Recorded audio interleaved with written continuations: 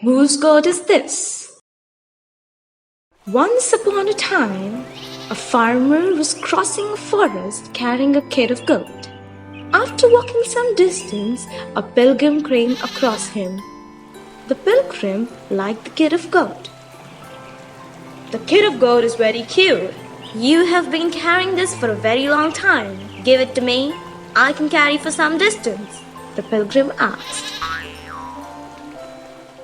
They traveled through the forest chatting. After walking some distance, the farmer said to the pilgrim, I am giving you trouble. Let me take my goat. No mention. It is no trouble at all. I will give it to you after crossing the forest. Always, your goat will be with you, said the pilgrim. They crossed the forest at the evening. Sir, I have to go in a separate way. You have helped me a lot. Give my goat. I have to go, the farmer said to the pilgrim. The pilgrim argued that the goat was his own and he would not give it. The farmer was surprised. They argued for some more time. People gathered there. They could not understand whose goat was it. They went to the leader of the village. Sir, this goat is mine. This pilgrim is telling lies. Please do justice to me, the farmer said. No, this goat is mine. This farmer is telling lies. Don't do injustice to me, said the pilgrim. To decide whose goat it is, leader said, both of you leave this goat here and stay in the inn. Tomorrow we will decide whose goat this is. Both the farmer and the pilgrim stayed in the inn. Next morning, the leader of the village appeared. He took both of them to the crowd of goats and asked them to find their goat. The pilgrim could not recognize the goat, but the farmer recognized his goat among the other goats. The goat ran happily to the farmer. Moral of the story: truth is like fire. A third fish who believed in luck. Once upon a time, there was a big lake in a village. It was full of fishes. One day, a fisherman was walking along the bank of the lake. He observed a lot of fishes flying above the water.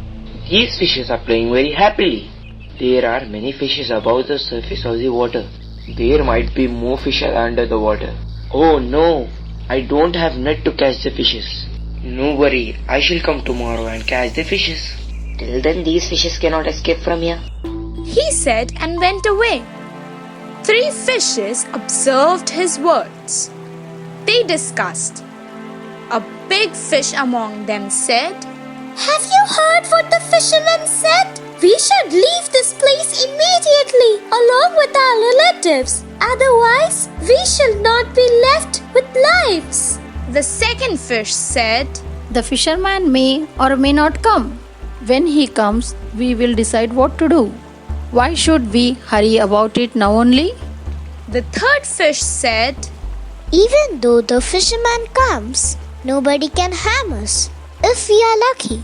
The first fish tried very hard to convince the remaining 2 fishes, but they did not listen to it.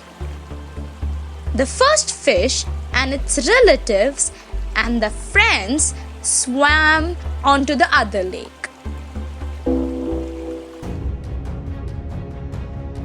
The second fish saw the fisherman and it felt sorry that it had not listened to the words of the first fish. Even now there is scope for escaping. It thought and escaped. There are less fishes compared to the yesterday. Maybe they are under the deep water. The fisherman caught the third fish, which believed in luck. Still, these fishes are enough for today's food. Tomorrow I'll come and catch the remaining fishes. The first fish saved its life and its relative's life because of its far look. And the second fish saved itself when it saw the fisherman later. But the third fish, who believed in luck, lost its life. Moral of the story: don't depend on luck. Depend on your efforts. Story of Two Pots. Once upon a time, there lived a water bearer in a village. He used the two pots and a bamboo stick for boring water. But the water was leaking from one pot. The other pot was very strong. The master's house was too far from the lake. The cracked pot used to carry only half water to the master's house. Months passed. Only 1.5 pots of water had been reaching to the master's house. The second pot was proud of carrying full water. Look, brother, I'm healthy, but you are unhealthy. You're not perfect match to me. You're not serving the master perfectly. The strong pot ragged the cracked pot. The cracked pot was ashamed of not doing its own duty. One day, the cracked pot said to the water bearer, "I'm feeling ashamed. Forgive me." "Why are you feeling ashamed?" asked the water bearer. "I have been carrying half of the water for so many days. These cracks are leaking water. You're doing extra work because of me. You're not getting enough remuneration for your work," worried the cracked pot. The water bearer understood the sorrow of the cracked pot and said, "Don't bother from today onwards. You look at the beautiful flowers at your side of the road." The cracked pot felt happy on seeing the beautiful flowers at its side of the road. "You are watering these plants daily, so they're very beautiful. The beautiful flowers are not at the side of the sunk pot. Do you observe this thing? If you are without cracks, then how can our master's house glow without flowers?" The cracked pot asked the water bearer to forgive it. The water bearer had been utilizing its minus points to plus points. Moral of the story: those who utilize minus points as plus points will be happy. A small ant and an elephant. Once upon a time, an ant wanted to live in the ear of an elephant along with its family. The ant stood in front of the elephant and said, "Oh, ant, listen my word. I and my family decided to live in your ear.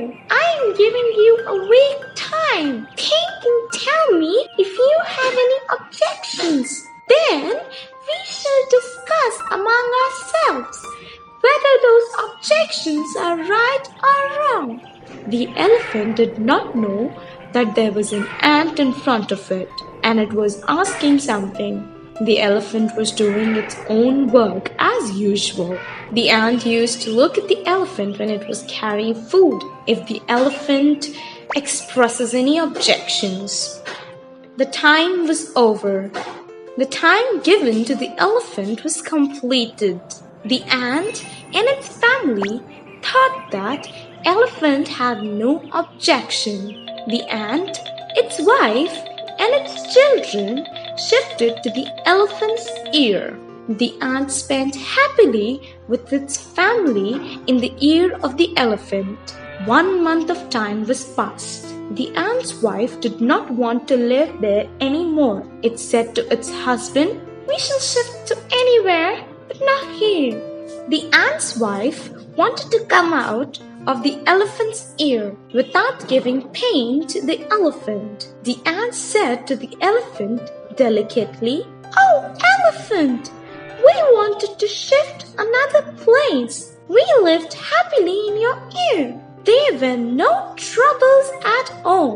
Your ear is so wide and there is enough space to run. But my wife wants to meet her friends who have seen living in the feet of a bull. I think you have no objection in this.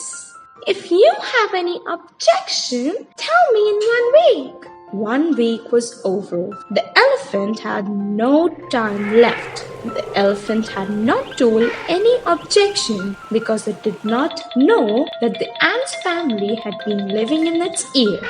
A fly was settled on its trunk.